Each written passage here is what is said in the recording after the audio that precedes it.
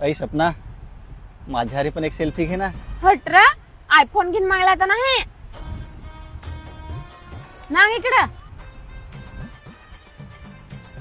ऐ सपना, मस्त फोटो आला ना. आयफोन रतात अजून बेस येत. अगं तर आयफोन नाही तर काय झाला, यो फोन तरी तुला घेऊन दिलाच ना. एकसारखा घेऊन दिला नको सांग साव. ब्रेकअप करा न घे तुझा फोन. ब्रेकअप? राग कशा करस लगेच तू.